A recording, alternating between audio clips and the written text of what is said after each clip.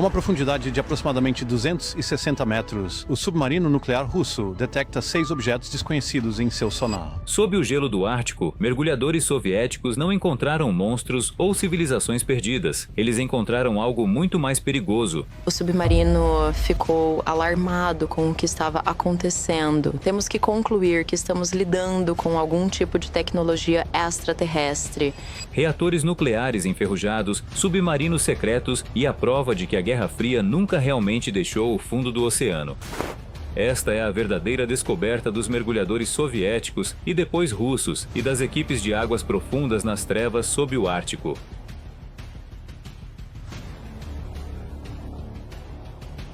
O que eles realmente encontraram. Por décadas, rumores sobre o Ártico soavam como combustível para teorias conspiratórias. As pessoas imaginavam submarinos desaparecidos, naves alienígenas e monstros marinhos à espreita sob o gelo. A realidade era mais silenciosa, porém muito mais inquietante. Quando expedições soviéticas e russas começaram a enviar mergulhadores, mini-submarinos e veículos remotos sob o gelo polar, eles continuavam encontrando os mesmos tipos de coisas repetidas vezes. Encontraram submarinos nucleares repousando no fundo do mar, encontraram reatores descartados e resíduos radioativos selados em fiordes rasos, encontraram mini-submarinos secretos deixando rastros em baías norueguesas e, em anos mais recentes, encontraram navios modernos de pesquisa, mapeando silenciosamente os cabos submarinos da internet que conectam países inteiros. Na câmera, nada disso parecia dramático. Você vê metal, sedimentos e cascos esmagados pela pressão. Você vê feixes de fios, aço corroído e formas submarinas anônimas. Mas cada objeto naquele leito marinho está conectado à segurança global, energia ou meio ambiente. Essa é a verdadeira história por trás da ideia do que os mergulhadores soviéticos realmente encontraram no fundo do Ártico. Fincando uma bandeira no fim do mundo.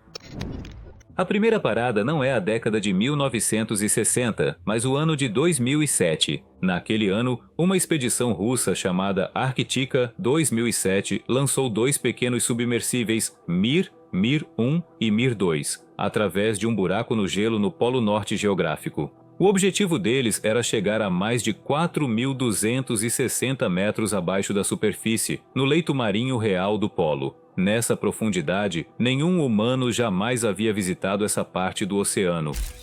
As tripulações levavam equipamentos de amostragem para coletar solos e água, levavam câmeras para filmar a descida, mais famoso, levavam uma bandeira russa de titânio de 1 metro de altura para deixar no fundo. No vídeo, nada mítico os esperava. Não havia ruínas, nenhum disco voador acidentado, nem cidades antigas. Havia um leito marinho árido e lamacento e o fino halo das luzes do submersível. O propósito real do mergulho não era visual de forma alguma. As tripulações do Mir estavam lá para recolher amostras geológicas da dorsal de Lomonosov, uma imensa cadeia montanhosa subaquática. Se a Rússia pudesse provar que essa dorsal estava geologicamente ligada à sua massa terrestre, poderia alegar que grandes trechos do leito marinho do Ártico, incluindo futuros campos de petróleo e gás, pertenciam legalmente a Moscou. Portanto, quando essas tripulações fincaram uma bandeira na lama, não estavam simplesmente reivindicando o polo como exploradores antigos. Estavam silenciosamente entrando numa disputa legal e política que poderia valer trilhões de dólares. Tecnologia da era soviética, tripulações russas e uma nova linha de frente avançavam 4 quilômetros sob o gelo. Os gigantes escondidos sob o gelo. Para entender por que o leito marinho do Polo Norte passou a importar tanto, é preciso olhar para o equipamento que os soviéticos um dia construíram para viver ali. Na década de 1980, a Marinha Soviética lançou o projeto 941 Akula, conhecido pela OTAN como classe Tufão. Esses eram os maiores submarinos já construídos, com quase 175 metros de comprimento e deslocamento submerso de cerca de 48 mil toneladas. Eram essencialmente fortalezas subaquáticas. Um deles, TK-200 e 8 Dmitry Donskoy, estabeleceu um recorde cedo na carreira. De dezembro de 1983 a abril de 1984, ficou submerso por aproximadamente 121 dias em uma única patrulha. Essa patrulha virou símbolo de até onde a União Soviética estava disposta a ir para dominar as profundezas do Ártico. Esses barcos foram projetados especificamente para aquele ambiente. Tinham velas reforçadas que podiam romper gelo espesso, às vezes de até cerca de 3 metros, e podiam emergir através do gelo compacto para simular lançamentos de mísseis sob a capa polar. Do espaço, satélites não viam nada. Na superfície, o gelo parecia intacto e silencioso. Por baixo, as tripulações soviéticas sabiam o que haviam encontrado, o lugar perfeito para se esconder. Um arsenal nuclear flutuante podia derivar por meses em uma parte do mundo que quase ninguém podia alcançar, invisível para satélites e quase impossível para navios inimigos rastrearem. Os mergulhadores ligados a essas frotas não caçavam mistérios ou navios perdidos, eram a apólice de seguro, eram os que sairiam do casco para inspecionar danos, limpar gelo ou detritos de sistemas críticos ou, no pior cenário, tentar escapar para águas negras sob um teto congelado. O que o Ártico lhes mostrou foi brutalmente simples. Se um submarino morria aqui, geralmente permanecia ali e alguns morreram. Tumbas nucleares no fundo do mar.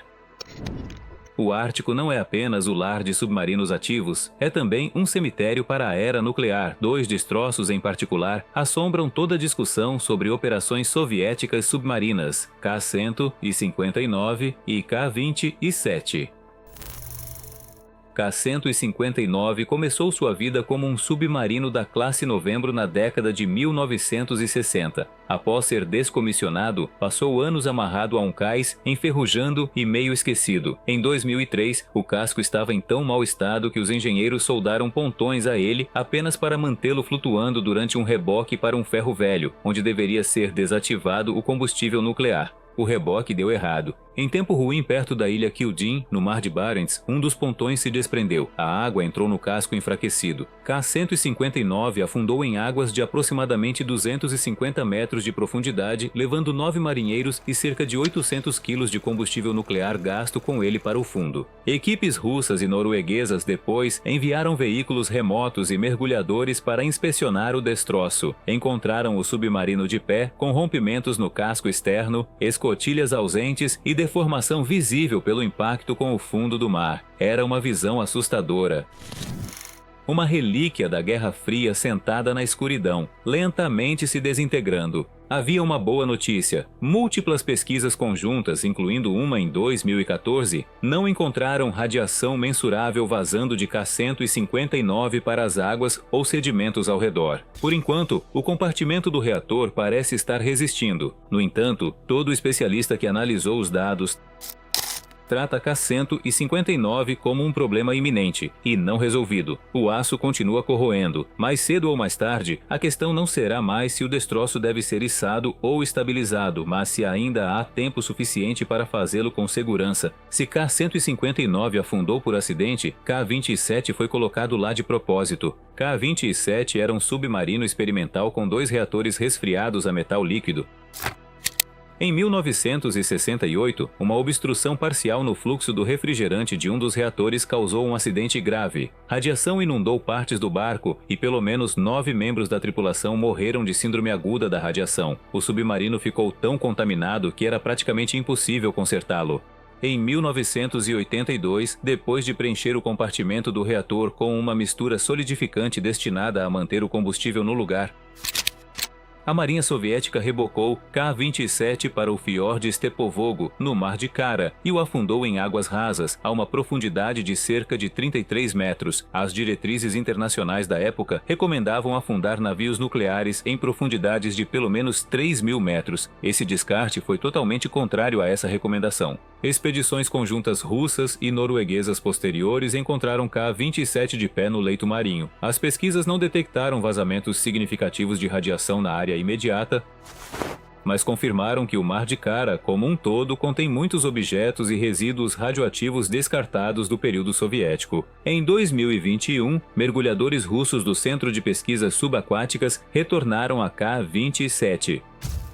Cortaram amostras do casco, mediram a espessura do metal e verificaram o nível de corrosão. O destroço está agora em uma lista restrita de riscos nucleares que a Rússia planeja içar por volta de 2030. Os materiais de vedação usados no compartimento do reator foram sempre esperados para se manterem confiavelmente seguros apenas até o início dos anos 2030.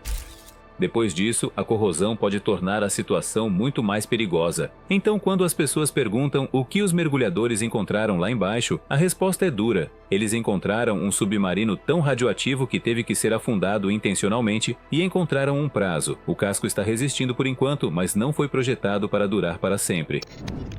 Rastros no fundo de um fiorde norueguês. Nem tudo sob o Ártico é um naufrágio. Parte disso está muito viva. Em 1990, mergulhadores militares noruegueses, investigando relatos estranhos no Jarfjord, uma baía estreita perto da fronteira da Noruega com a Rússia, notaram algo incomum no leito do mar. Na lama e na areia, viram rastros. Quando retornaram meses depois, havia novos rastros na mesma baía remota. O padrão sugeria uma única explicação. Algo com esteiras, não um peixe e não um processo natural, estava se movendo pelo fundo. As forças especiais da Noruega montaram um posto de observação escondido com vista para o fiorde. No 20 de novembro de 1990, na escuridão do final do outono, um dos soldados avistou uma linha de bolhas na superfície. Momentos depois, um pequeno mini-submarino soviético emergiu brevemente na baía, permaneceu tempo suficiente para confirmar o que todos temiam, e então desapareceu debaixo d'água. A embarcação provavelmente pertencia ao grupo de missões especiais da Frota do Norte, o mesmo tipo de unidade que eventualmente integraria a moderna diretoria russa de pesquisa em águas profundas. Não houve perseguição dramática nem confronto público. A Noruega registrou silenciosamente uma violação séria de suas águas. Moscou permaneceu em silêncio. O que os mergulhadores e soldados noruegueses realmente descobriram foi a prova de algo que sua comunidade de inteligência suspeitava há anos. Mini-submarinos soviéticos com capacidade de saída para mergulhadores estavam ensaiando infiltrações submarinas em territórios da OTAN. Eles operavam em fiordes noruegueses rasos, próximos a infraestruturas militares e áreas sensíveis, deixando quase nenhuma pista, exceto por marcas leves no fundo do mar. Esses rastros foram a única evidência física de uma missão que oficialmente nunca aconteceu. A nova guerra nas sombras, cortando o sistema nervoso do mundo. A bandeira soviética no fundo do mar do Polo Norte foi um ato de espetáculo. Os cemitérios de submarinos foram o preço desse espetáculo, mas a história não terminou com o colapso da União Soviética. Hoje, as operações russas em águas profundas no Ártico são conduzidas pelo GUGI, a Diretoria Principal de Pesquisa em Águas Profundas, um ramo secreto das forças militares que controla submarinos e navios de propósito especial. O navio de superfície mais famoso ligado ao GUGI é o Yantar. No papel, o Yantar é um navio de pesquisa oceanográfica que estuda o leito marinho. Na realidade, ele transporta submersíveis de mergulho profundo capazes de trabalhar diretamente no fundo do oceano, incluindo em profundidades onde estão as infraestruturas mais vulneráveis do mundo. Essas profundidades são onde cabos submarinos de internet e oleodutos funcionam como nervos pelo planeta. Nos últimos anos, o rastreamento por satélite e pelo SIA demonstrou repetidamente que o Yantar se comporta de formas que preocupam as marinhas ocidentais. O navio esteve patrulhando rotas conhecidas de cabos no Mar do Norte e no Mar da Irlanda. Moveu-se lentamente por caminhos que coincidem com mapas publicados de cabos e oleodutos submarinos. Atuou próximo à Noruega, ao Reino Unido e à Irlanda, com padrões que parecem menos ciência e mais reconhecimento. Analistas ocidentais acreditam que o Yantar e plataformas similares estão mapeando rotas de cabos em detalhes, praticando como interceptá-los e preparando opções para sabotagem futura. Em um conflito ou crise, um dos primeiros golpes pode não ser um ataque de míssil, pode ser o corte de uma linha de fibra óptica no fundo do mar. Mais uma vez, mergulhadores e mini-submarinos estão no centro da narrativa, mas desta vez, em vez de plantar bandeiras ou inspecionar antigos naufrágios soviéticos, eles trabalham potencialmente no sistema nervoso do mundo moderno. Quando essas equipes olham para baixo com suas câmeras e luzes, não veem mitos, veem junções de cabos, segmentos de oleodutos, conjuntos de sensores e outras infraestruturas no fundo do mar que nunca foram projetadas para serem defendidas. À medida que o gelo ártico derrete e novas rotas marítimas se abrem todo o verão, fica cada vez mais fácil acessar esses cabos e dutos. A guerra nas sombras sob o Ártico não é uma relíquia do passado. É a versão mais recente de um confronto que simplesmente se deslocou para mais fundo e se tornou mais difícil de enxergar. O Ártico não esquece. Se você eliminar os mitos, o que os mergulhadores soviéticos realmente encontraram nas profundezas do Ártico? Eles não encontraram monstros nem reinos perdidos. Eles encontraram submarinos que nunca voltaram, alguns afundados por incêndios e acidentes, outros deliberadamente descartados com reatores ativos ainda dentro. Eles encontraram fiordes, escondendo barcos experimentais e lixo nuclear em águas rasas suficientes para o mergulho autônomo.